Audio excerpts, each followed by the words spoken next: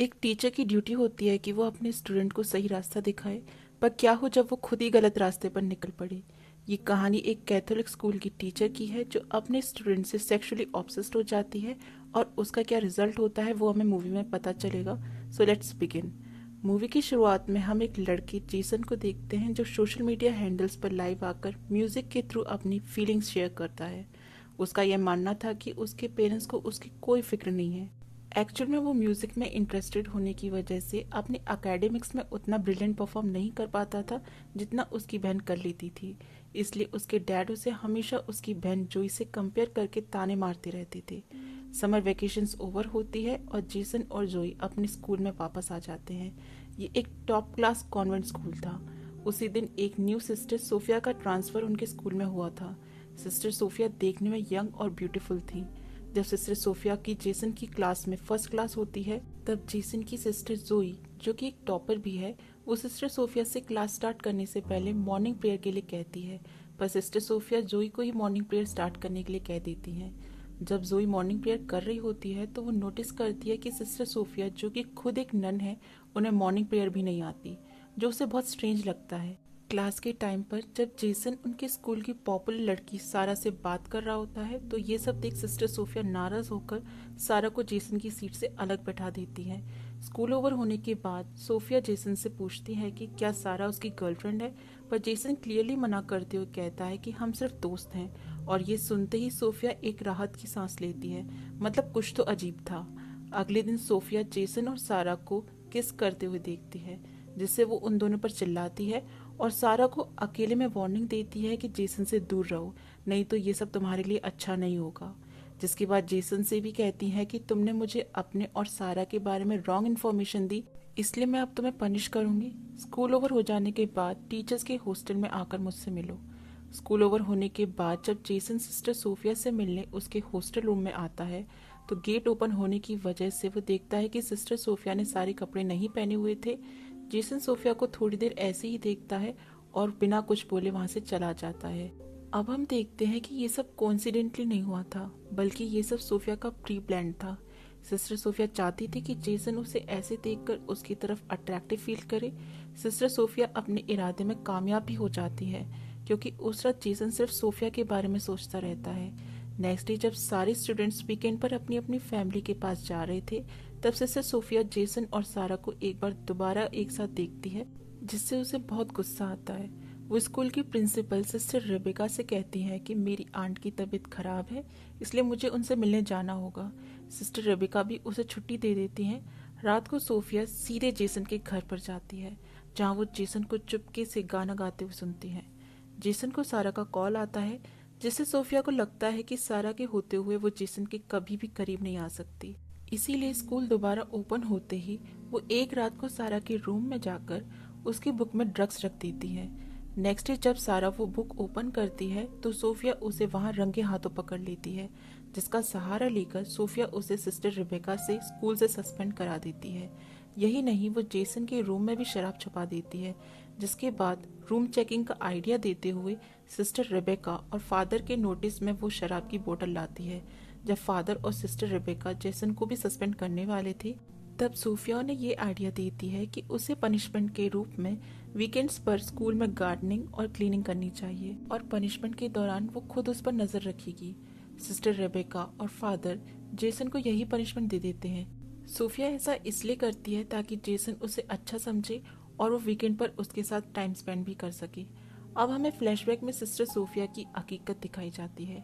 असल में ये लेडी सिस्टर सोफिया है ही नहीं, इसका रियल नेम लॉरा है और ये बहुत अमीर है। एक दिन लॉरा जेसन को इंटरनेट पर गाते हुए देख लेती है और तभी से वो उसकी दीवानी हो जाती है, जिसके बाद वो रियल सिस्टर सोफिया को जान से मार देती है और सिर्फ जेसन को पाने के लिए वहां पर आई हुई है। वीकेंड पर जब जेसन स्कूल में प्लांट्स लगा रहा था, तब लॉरा वहां आकर उसकी हेल्प करने का बहाना बनाते हुए एक बार फिर से उसे सिड्यूस करने की कोशिश करती है। जेसन की बहन जोई को लॉरा पर शक होने लग जाता है, जिससे लॉरा को लगता है कि जोई उसके लिए मुसीबत बन सकती है। दूसरी तरफ वो डिफरेंट डिफरेंट वेज में लगातार जेसन को सीड्यूस करने लगती है। जब उसे लगने लगा कि अब जेसन उसकी तरफ अट्रैक्टेड है, तो वो मौके का फायदा उठाकर एक रात जेसन के रूम में जाती है। जहाँ वो कंटिन्यूसली सीड्यूस करते हुए आखिरकार जेसन को अपने साथ इंटीमेट होने पर मजबूर कर ही देती है और वो ये सब अपनी फोन में रिकॉर्ड भी कर लेती है। स्कूल ओपन होने के बाद वो जोई को अपने रास्ते से हटाने के लिए एक चाल चलती है। वो जानबूझकर जोई को टेस्ट में कम मार्क्स देती है। क्योंकि जोई एक टॉपर थी तो वो अपने कम मार्क्स देखकर उदास हो जाती है। लॉरा उसे कहती है कि मैं तुम्हें एक और मौका दे सकती हूँ जिसमें स्कूल ओवर होने के बाद तुम दोबारा टेस्ट दे सकती हो। स्कूल ओवर होने से थोड़ी देर पहले लॉरा टेस्ट की आंसर शीट टेबल पर ऐसे रख देती है जिससे जोई की नजर उस आंसर शीट पर जानी तय थी। जोई स्कूल ओवर होने के बाद जब क्लासरूम में दोबारा टेस्ट देने आती है तो उसकी नजर उस आंसर की पर चली ही जाती है।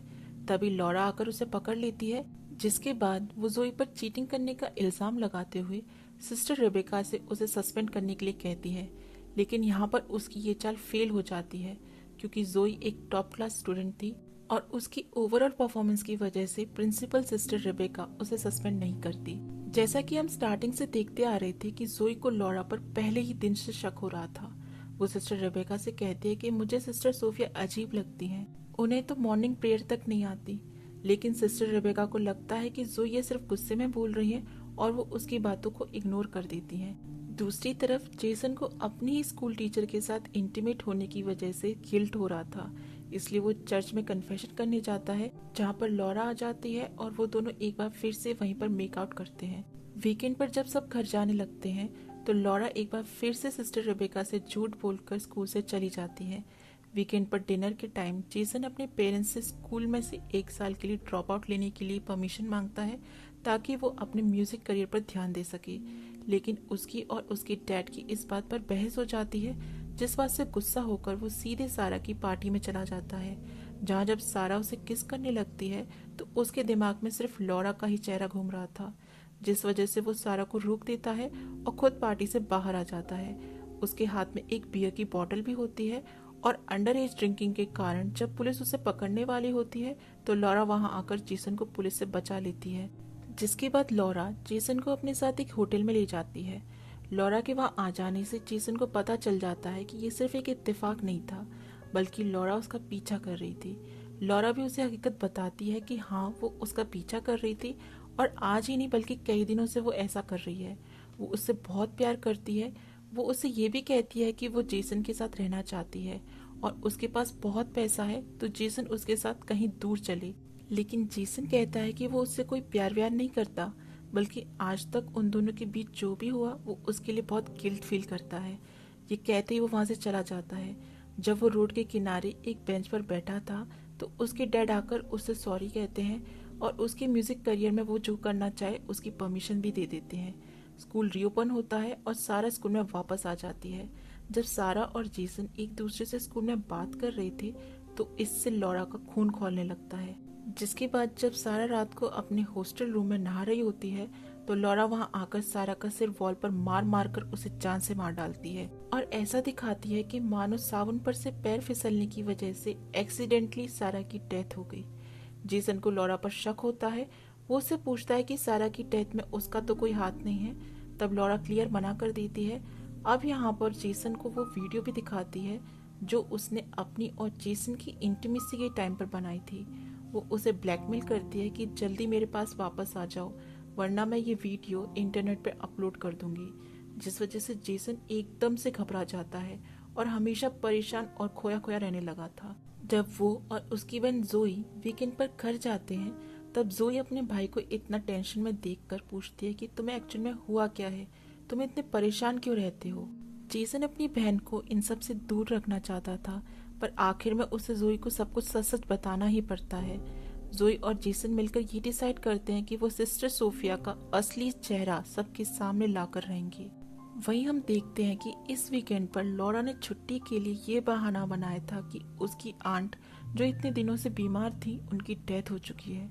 लेकिन जब सिस्टर रिबेका अपना दुख जाहिर करने के लिए फ्यूनरल पर फ्लावर्स भिजवाना चाहती थी तो उन्हें हॉस्पिटल से पता चलता है कि वहाँ किसी सिस्टर सोफिया की कोई आंट थी ही नहीं। अब सिस्टर रिबेका को पता चल जाता है कि लॉरा उनसे झूठ बोल बोल कर बार बार छुट्टियां लेती रही। स्कूल रीओपन होने पर सिस्टर रिबेका लॉरा को अपने ऑफिस में बुलाती है जहाँ वो उससे झूठ बोलने का कारण पूछती है। क्योंकि लॉरा एक साइको थी तो वो सिस्टर रिबेका को भी मारने की कोशिश करती है। दूसरी ओर जोई और जेसन छुपकर लॉरा के हॉस्टल रूम में घुस जाते हैं, जहां उन्हें पता चलता है कि वो सिस्टर सोफिया नहीं बल्कि लॉरा है, जिसके लैपटॉप में जेसन की बहुत सारी फोटोज और वीडियोस हैं। जब वो दोनों वहां सिस्टर रिबेका को ढूंढने लगते हैं तो लॉरा उन दोनों पर अटैक कर देती है। पर जैसे ही लॉरा जोई को जान से मारने वाली थी तो सिस्टर रिबेका भी वहां आ जाती है और दोनों में लड़ाई शुरू हो जाती है। जब वो सिस्टर रिबेका को गला घोटकर मारने ही वाली थी कि पीछे से जेसन एक स्क्रू ड्राइवर उसकी पीठ में घुसा देता है और लॉरा वहीं मर जाती है। कुछ वक्त बीतता है और अब जोई और जेसन ग्रेजुएट हो चुके हैं और इसी के साथ मूवी एंड हो जाती है।